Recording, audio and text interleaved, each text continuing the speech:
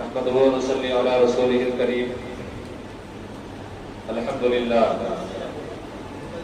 لله رب العالمين والعاقبة للمتقين والصلاة والسلام على سيد الأنبياء والمرسلين وعلى آله وأصحابه الطيبين الطاهرين. أما بعد فأعوذ بالله من الشيطان الرجيم. بسم الله الرحمن الرحيم. قد أفلح المؤمنون. آمنت بالله صدق الله العظيم وصدق رسوله النبي الأمين المكين الكريم ونحن على ذلك لمن الشاهدين والشاکرین والحمد للہ رب العالمین. عقیدت و محبت کے ساتھ جی لگا کر ساری کائنات کے باوا و بلجا ہم غریبوں کے آقا جناب احمد مصطفیٰ محمد مصطفیٰ صلی اللہ تعالیٰ علیہ وسلم کی بارگاہ بے پناہ میں جھوم کر درود و سلام کا نذرانہ عقیدت پیش کریں. پڑھیں اللہم صلی علی سیدنا و شفیعنا مولانا محمد الفاضل الجود والکرم صلو علیہ صلاۃ و سلام علیک یا رسول اللہ صلی اللہ تعالیٰ علیہ وسلم. حضرات گرامی، اللہ تبارک و تعالیٰ کا بے پناہ احسان ہے کہ اللہ تعالیٰ نے ہمیں پھر سے جمعۃ المبارکہ کی یہ حسین گھڑیاں عطا فرمائی. اللہ تعالیٰ کی بارگاہ میں دعا ہے کہ مولا اس دن کی مبارک رحمتوں برکتوں سے ہم سب کو مالا مال فرمائے، اور جس طرح آج کے دن ہر مسلمان دوڑ کر مسجد میں آتا ہے اسی طرح 5 وقتہ نمازوں میں بھی دوڑ کر مسجد آباد کرنے کی توفیق عطا فرمائے. حضرات، خطبہ مسنونہ کے بعد میں نے جس آیت کریمہ کی تلاوت کا شرف حاصل کیا اسی سے متعلق نوجوانوں کی کردار سازی، اس کے متعلق میں کچھ ضروری باتیں انشاءاللہ عزیز اپنے علم کے مطابق آپ حضرات کے سامنے رکھنے کی کوشش کروں گا. آئیے اس سے قبل عادت کے مطابق سرکار دو عالم صلی اللہ تعالیٰ علیہ وسلم کی نعت مبارکہ میں کچھ شعر ملاحظہ کرنے درود پاک پڑھنے. اللہم صلی علی سیدنا و شفیعنا مولانا محمد الفاضل الجود والکرم صلو علیہ صلاۃ و سلام علیک یا رسول اللہ صلی اللہ تعالیٰ علیہ وسلم. حضرت بیدم وارسی علیہ رحمت و رضوان کے لکھے ہوئے مشہور زمانہ کلام، اس سے کچھ منتخب اشعار محبت کے ساتھ مراجعہ کر لیں. بے خود کیے دیتے ہیں،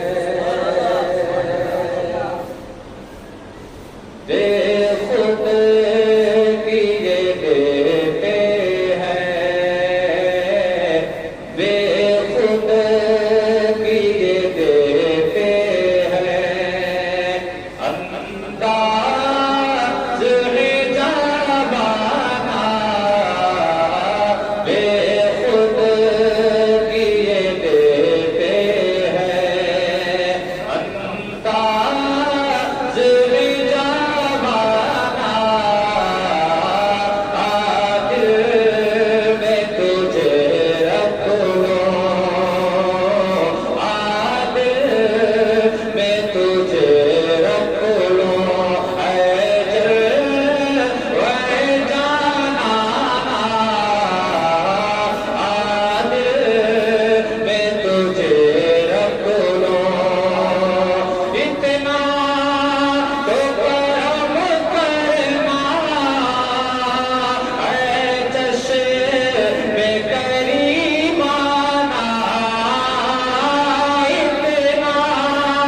تو کرم کرنا اے چشم کریمانہ،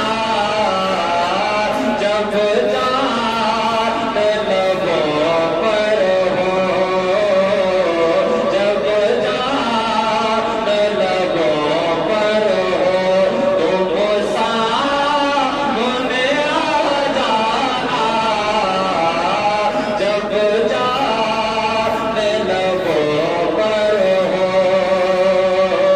تم سامنے آ جانا، آدل میں تجھے رکھ لو. اور یہ شعر بہت ہی پیارا شعر ہے، بہت ہی خاص شعر ہے. وہ اس طور پر کہ سرکار دو عالم صلی اللہ تعالیٰ علیہ وسلم سے محبت کا نعرہ تو ہم سب لگاتے ہیں. یہ بڑی اچھی بات ہے، ہماری اور آپ کی خوش بختی ہے کہ ہم سرکار سے محبت کا نعرہ لگاتے ہیں، لیکن کامیابی اس وقت ہوگی کہ جب میدان محشر میں حضور کہہ دیں کہ یہ ہمارا.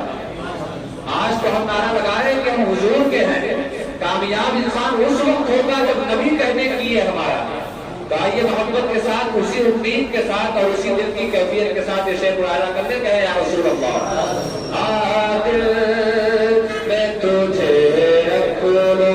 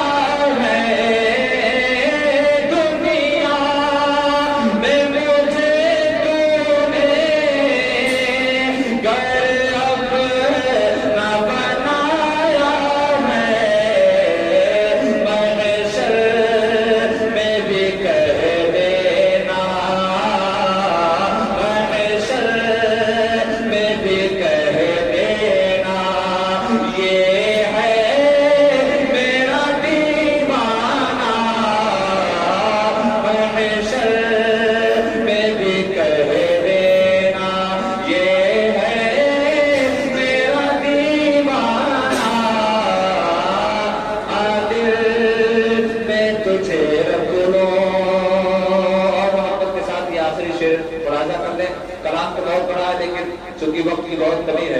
آخری شعر بہت ہی پیارا شعر پہنچا رہا ہوں محبت کے ساتھ مراجعہ کر لیں. کہتے ہیں یا رسول اللہ آدل میں تجھے رکھ لوں جی چاہتا تحفے میں دے دوں میں انہیں آنکھیں جی چاہتا تحفے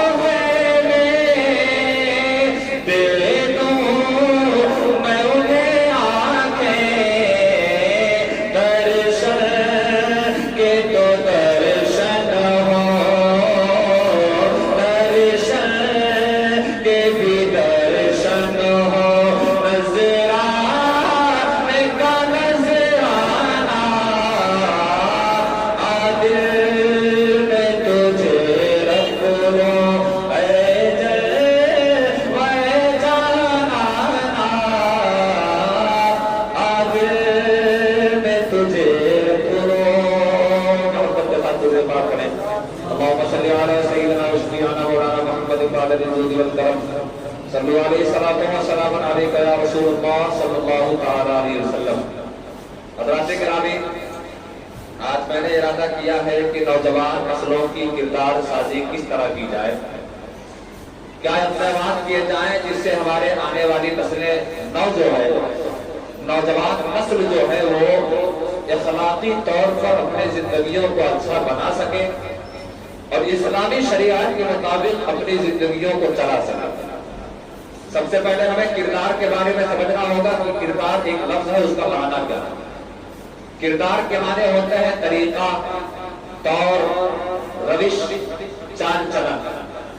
ایک انسان کس طرح سے اپنی زندگی گزارتا ہے، چھوٹوں کے ساتھ کیسے معاملات رکھتا ہے، بڑوں کے ساتھ کیسے ادب کے معاملات رکھتا ہے، یہ سارے معاملات ایک انسان کے کردار کی آئینہ کشی کرتے ہیں. آپ کسی کو دیکھیں کہ بڑے کے سامنے سر جھکا کر باادب کھڑا ہے تو آپ فوراً کہہ دیں گے بڑے اچھے کردار کا مالک ہے. اگر آپ نے دیکھ لیا کسی کو مسجد میں نمازیں ہو رہی ہیں، باہر چیزیں بہار کر رہے ہیں، آپ فوراً فیصلہ کرتے ہیں کہ بڑی بری کردار کا مالک ہے. اللہ تعالیٰ ہمیں اپنے اپنے کردار کو بہتر بنانے کی توفیق عطا فرمائے. کردار انسانوں کی زندگی کا آئینہ ہوتا ہے. جیسا انسان ہوتا ہے ویسے ہی اس کی کردار لوگوں کو دکھاتا ہے کہ فلاں انسان کیسا ہے. اگر ہمارا کردار اچھا ہے تو ہم اسلامی معاملات میں بھی بہتر رہیں گے.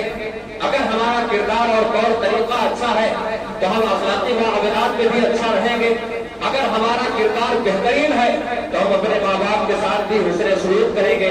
اگر ہمارا کردار بہتر ہے تو مسلمانوں کے ساتھ بھی اچھے معاملات رکھیں گے. اگر ہمارا کردار اچھا ہے تو پڑوسیوں کے حقوق بھی ادا کریں گے.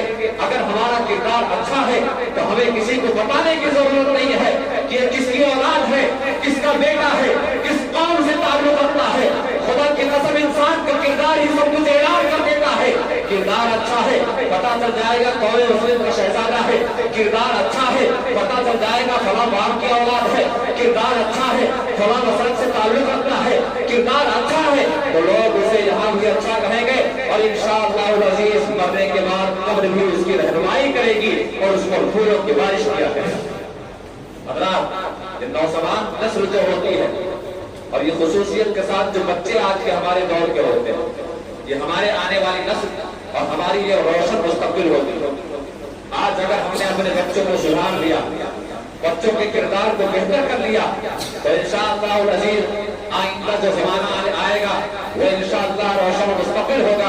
لہذا اپنے بچوں کی اور اپنے قوم کے نوجوانوں کی کردار کشی ضروری ہے، اور اس میں سب سے بڑا حال اگر کسی کا ہوتا ہے، اگر کسی بچے کو سنبھالنا ہے، اگر کسی کی اولاد کی تربیت اچھی کرنی ہے، تو سب سے بڑا رول اس کے والدین کا ہوتا ہے۔ والدین اگر چاہیں تو اپنے بچوں کو اچھی کردار سازی کریں، اپنے بچوں کی اچھی تربیت کریں، اپنے بچوں کو اچھی تعلیم سے راستہ کریں۔ والدین ہی سب سے پہلی درسگاہ ہے۔ آقا کریم صلی اللہ تعالیٰ علیہ وسلم نے ارشاد فرمایا، اے لوگوں، بچے کے لیے سب سے پہلی درسگاہ اس کی ماں کی گود ہوا کرتی ہے۔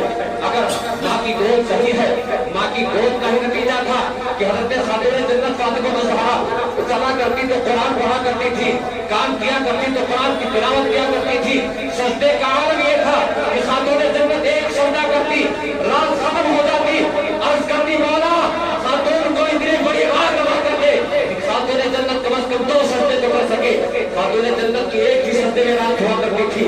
وہ ایسی خاتون تھی، اس گود کی پرورش تھی کہ اس گود سے کبھی امام حسن جنم لیتے ہیں، کبھی امام حسین جنم لیتے ہیں، اور اپنی ماں کی پرورش کا ایسا سبق پوری دنیا کو دکھایا کہ لوگ قرآن مسجدوں میں بیٹھ کر پڑھتے ہیں، لوگ قرآن گھروں میں بیٹھ کر پڑھتے ہیں، لیکن پرورش فاطمہ کا یہ اثر تھا کہ لوگ زندہ رہتے قرآن پڑھتے ہیں۔ اور امام حسین نے اپنی شہادت کے بعد نیزے پہ بلند ہو کر بھی قرآن کی تلاوت کی۔ یہ پرورش کا اثر آپ نے سنا ہوگا، بارہا سنا ہوگا سرکار غوث اعظم رضی اللہ تعالیٰ عنہ کی والدہ کے بارے میں۔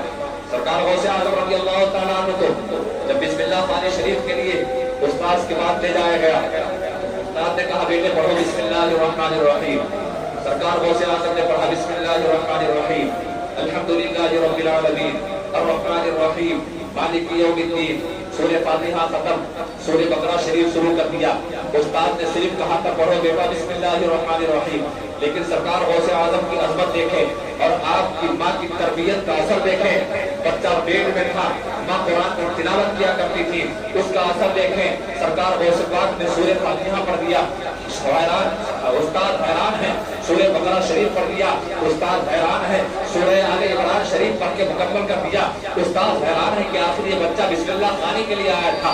آپ نے 1 پارہ نہیں، 2 پارہ نہیں، 10 پارہ نہیں، بلکہ پورے مکمل 18 پارہ استاد کو سنا دیا، اور استاد کو سنانے کے بعد خاموش ہو گئے۔ فرماتے بیٹا تمہیں کس نے سکھایا اور اس کے آگے پڑھو۔ سرکار غوث اعظم فرماتے ہیں اگلے استاد گرامی، جب میں اپنے ماں کے پیٹ میں تھا، میری ماں 18 پارے کی حافظہ تھی اور وہ ہمیشہ قرآن کی تلاوت کیا کرتی تھی۔ میں نے اپنے ماں کے پیٹ میں رہ کر ان 18 پاروں کو حفظ کر لیا ہے۔ یہی وجہ ہے کہ آپ نے مجھ سے بسم اللہ پڑھنے کو کہا تھا، میں نے آپ کو 18 پارہ سنایا۔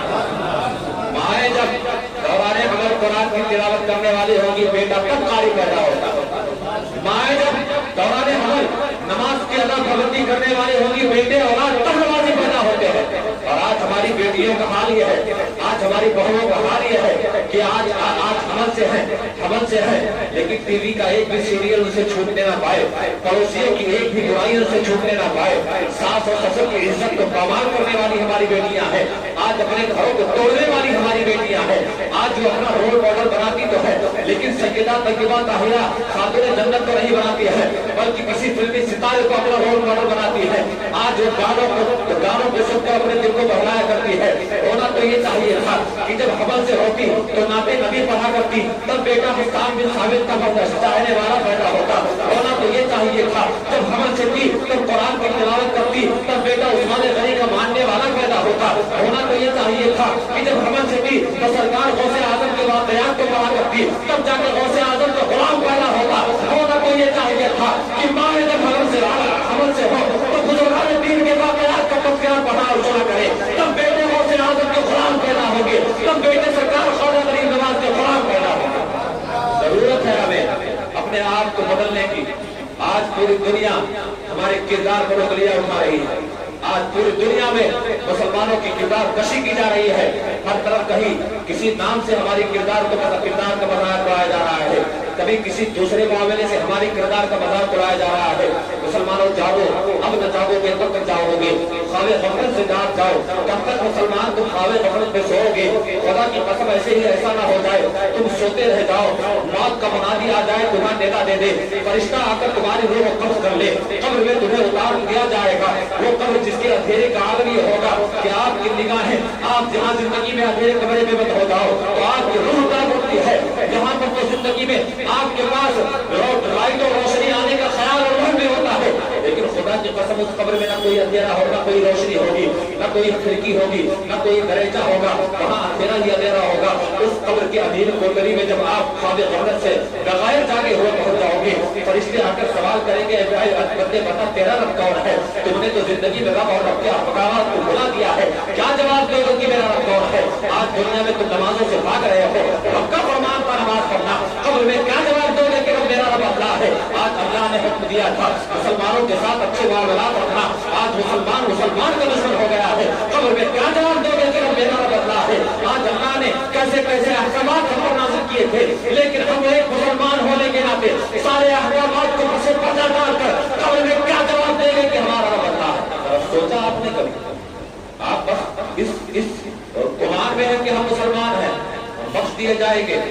آپ تقریریں سنتے ہیں, درود پڑھا گناہ بخش دیے گئے, قرآن پڑھا گناہ بخش دیے گئے, محفل میلاد میں آ گئے گناہ بخش دیے گئے. یہ بات آپ کان کھول کر سن لیں, میں حدیث مبارکہ سے ثابت ہے کہ درود پڑھنے سے گناہ بخشے جاتے ہیں.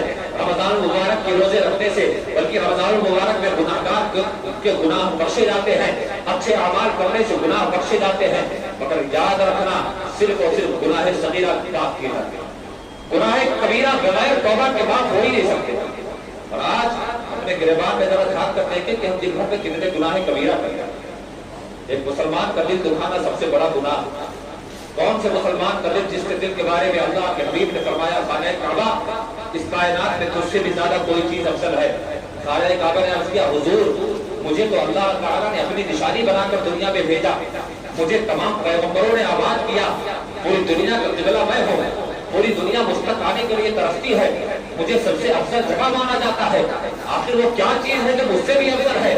آقا نے فرمایا ایک بندہ مومن کا دل مجھ سے بھی زیادہ افضل, ایک بندہ مومن ایک مسلمان کا دل خانہ کعبہ سے بھی زیادہ افضل ہے. اور اسی دل کو آج ہم اپنے ترش الفاظ سے, کھٹے الفاظ سے, کڑوے الفاظ سے دکھاتے ہیں. جس دل کو خانہ کعبہ سے افضل کہا گیا ہو اس دل کو آپ دکھاتے ہیں, پریشان کرتے ہیں, تکالیف دیتے ہیں, اور آپ کہتے ہیں کہ ہم جنت میں جائیں گے. جنت ہمارے باپ کا ٹھیکا نہیں ہے, جنت بلکہ ہمارے اعمال کا نتیجہ ہے. گناہوں کی معافی تو ہوگی لیکن گناہ صغیرہ کی معافی دیگر اعمال حسنہ سے ہوتی ہے. گناہ کبیرہ کا عالم یہ ہے کہ آقا کریم و دیگر فقہاء کریم نے فرمایا ہے کہ گناہ کبیرہ کا معاملہ یہ ہے کہ جب تک بندہ گناہ کبیرہ کا مرتکب ہونے کے بعد جب تک اللہ تعالیٰ کی بارگاہ میں سچے دل سے توبہ نہیں کر لیتا ہے, اللہ تعالیٰ اس کے گناہ کبائر کو کبھی معاف ہو ہی نہیں سکتا. اور اگر کوئی بندہ بغیر توبہ کیے ہو مر گیا تو اللہ تعالیٰ اس کی سزا ضرور دے گا, ضرور اس کی سزا پاؤ گے ضرور. ایک نماز چھوڑنا یہ گناہ کبیرہ ہے. ایک نماز اگر ساتھ چھوڑتے ہیں تو کئی لاکھ برس تک ایک نماز چھوڑنے کی وجہ میں جہنم کی آگ میں جلنا پڑے گا. آپ نے کبھی اپنا حساب لگایا کہ ہماری زندگی 20 سال ہے, 15 سال کی عمر میں بالغ ہوئے تھے, صرف 5 سال کا حساب لگا لیتے کہ کتنی نمازیں ہماری چھوٹی ہیں. ایک نماز چھوڑے کئی ہزار برس تک جہنم میں رہنا پڑے گا. آپ نے ہزاروں نماز چھوڑ بیٹھے ہیں. ذرا اندازہ لگائیے کہ اس جہنم میں کتنے دن ہمیں گزارنا پڑے گا. اور آج ہم کہتے ہیں کہ ہم نے کلمہ پڑھ لیا, مقدوم ماہمی کی بارگاہ میں جانے والے ہیں, ہم جنت میں چلے جائیں گے. جنت ایسے نہیں ملے گی جب تک گناہ کبیرہ کے آپ مرتکب ہوئے ہیں, اور اگر آپ نے سچے دل سے توبہ نہیں کیا ہے اور توبہ اللہ تعالیٰ نے قبول نہیں کیا ہے. خدا کی قسم رب کی رحمت کی الگ بات ہے. رب اگر چاہے تو گناہ کبائر کا امتحان ہمارے اوپر موجود ہو, رب اگر مہربان ہو جائے تو ان کو معاف کر سکتا ہے. لیکن فقہ یہ کہتا ہے, شریعت یہ کہتی ہے جب تک بندہ گناہ کبیرہ سے توبہ نہیں کرے گا اس کے گناہ معاف نہیں کیے جائیں گے. اور اگر بغیر توبہ کے مر گیا تو اسے سب سے پہلے اپنے ان گناہوں کی سزا بھگتنی پڑے گی. ہاں رب چاہے تو اپنی رحمت سے معاف کر دے، رب کی رحمت سے امید بھی ہے الحمدللہ، کیونکہ ہم سرکار دو عالم صلی اللہ تعالیٰ علیہ وسلم کے دامن اقدس سے لگے ہوئے ہیں۔ حضور کا سہارا ہمارے لیے یہاں پر بھی سہارا ہے، میدان قیامت میں بھی حضور ہی کام آئیں گے۔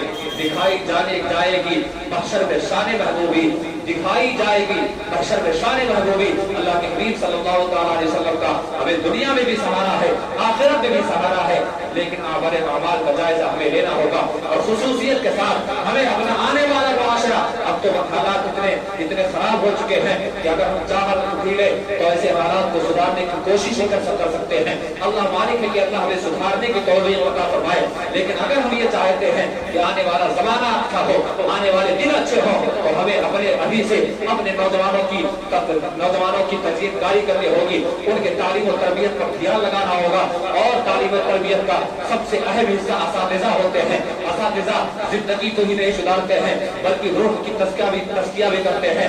اساتذہ کا عالم یہ ہوتا ہے، ماں باپ کو پیدا کر دیتے ہیں، ماں باپ جسم کے مالک ہوتے ہیں، لیکن اساتذہ روح کا مالک ہوتا ہے۔ جسم کو سدھارنے والے ماں باپ ہے، روح کو سدھارنے والے اساتذہ ہے۔ لہٰذا اساتذہ کو بھی چاہیے خدا آپ کو جس منصب پر اللہ تعالیٰ نے بھیجا ہے اپنے اس منصب کا پاس رکھے۔ اللہ نے آپ کو علم عطا کیا ہے، اس علم کے بارے میں آپ سے سوال کیا جائے گا۔ حضرت علی فرماتے ہیں اللہ تعالیٰ نے کسی عالم کو علم نہیں دیا ہے مگر یہ وعدہ لے لیا ہے کہ وہ اسے نہ چھپائے اور اسے لوگوں کو سکھائے۔ اور فرماتے ہیں اللہ تعالیٰ نے کسی جاہل سے یہ وعدہ نہیں لیا ہے کہ وہ علم سیکھیں، لیکن عالم سے ضرور وعدہ لیا ہے کہ وہ لوگوں کو علم سکھائیں۔ تو ہمیں بھی اور اساتذہ کو بھی، چاہے وہ کسی فیلڈ کے اساتذہ ہوں، چاہے وہ اسکول کے ٹیچرز ہو یا کالج کو ہو یا مسجد کے ہو یا مدرسے کو ہو، جہاں بھی ہو انہیں اپنے منصب کا پاس رکھنا ہوگا۔ یا آنے والی نئے بچے جو ہمارے پاس آ رہے ہوتے ہیں دراصل یہ مستقبل کے خزانہ ہوتے ہیں، اگر ہم نے وقت برباد کیا تو ہم نے مستقبل کے خزانے کو برباد کر دیا ہے۔ لہٰذا ہم اگر چاہتے ہیں کہ ہمارے اپنے بچے آنے والے زمانے میں اچھے رہیں تو ہمیں دوسرے بچوں کو دھیان دینا ہوگا۔ اگر ہم نے دوسرے بچوں کی تزئین کاری کر دی، اگر ہم نے دوسرے بچوں کو سکھا پڑھا کر اچھا کر دیا تو ان اچھا کو اچھا کرنے کے وقت سے انشاءاللہ تعالی اللہ ہماری اولادوں کو بھی صالح اور نیک بنائے گا۔ اللہ تعالیٰ کی بارگاہ میں دعا ہے انشاءاللہ یہ جو سلسلہ ہے آئندہ جمعہ بھی جاری رہے گا۔ اللہ تعالیٰ کی بارگاہ میں دعا ہے مولا اپنے محبوب کے صدقے میں ہمیں اپنے اخلاق کو اچھا کرنے کی توفیق عطا فرمائے، نوجوانوں کے کردار کو بہتر بنانے کی توفیق عطا فرمائے انشاءاللہ العزیز۔ اجمیری مسجد میں ہمیشہ کی طرح جمعہ کی 2 جماعتیں قائم کی جائیں گی۔ آپ حضرات سے گزارش ہے کہ دوسری جماعت انشاءاللہ 2 بجے ادا کی جائے گی۔ وآخر دعوانا الحمدللہ رب العالمین۔ السلام علیکم ورحمۃ اللہ تعالیٰ۔